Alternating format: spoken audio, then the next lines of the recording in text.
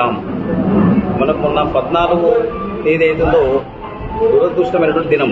ఎందుకంటే గోదావరికి సంబంధించినటువంటి ఒక అమ్మాయి, ముస్లిం అమ్మాయి, వరంగల్ సంబంధించినటువంటి ఒక హిందూ అబ్బాయి, వాళ్ళిద్దరూ గత 2 సంవత్సరాల నుంచి ప్రేమించుకుంటున్నారు, పరిచయం అయింది, పెళ్లి చేసుకుంటూ సిద్ధమైనారు. వాళ్ళు పెళ్లికి సిద్ధమై, పెళ్లి చేసుకున్న సిద్ధమై వాళ్ళు కరీంనగర్ నుంచి వరంగల్ వెళ్ళేందుకు సిద్ధమై వస్తున్నారు. వాళ్ళు వస్తున్నట్టు విషయంలో ఏదో కరీంనగర్కి వచ్చినటువంటి సందర్భంగా కరీంనగర్లో ఉన్నటువంటి ముస్లిం రాజకీయ నాయకుడు వాళ్ళ గుండాల ద్వారా వారిని అడ్డగించి విపరీతంగా కొట్టి అమ్మాయి తీసుకుని వెళ్ళిపోవడం జరిగింది.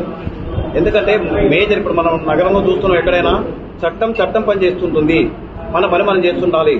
విపరీతంగా కొట్టిన తర్వాత సిపి గారికి ఈ విషయం ఇన్ఫర్మేషన్ పోయిన తర్వాత వారు వెంటనే దాని మీద సరైన చర్య తీసుకుని కేసు బుక్ చేయడం జరిగింది. వారికి ధన్యవాదాలు. అదే మాదిరిగా ఎవరైనప్పటికీ ఎక్కడైనప్పటికీ ఈ రాజకీయ నాయకులు కూడా పొరపాటు మన హిందూ నాయకులు వాళ్ళకు సపోర్ట్ చేస్తున్నారు. దయచేసి ఆ పని చేయకండి. వాళ్ళకి బేలు కానీ మన నాయకులు వాళ్ళు చేయడవుతుందో దురదృష్టకరమైన విషయం.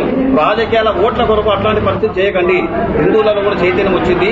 దయచేసి ఏ ఒక రాజకీయ నాయకుడు, హిందూ నాయకుడు కూడా వాళ్ళ చెడు పనికి సపోర్ట్ చేయకండి.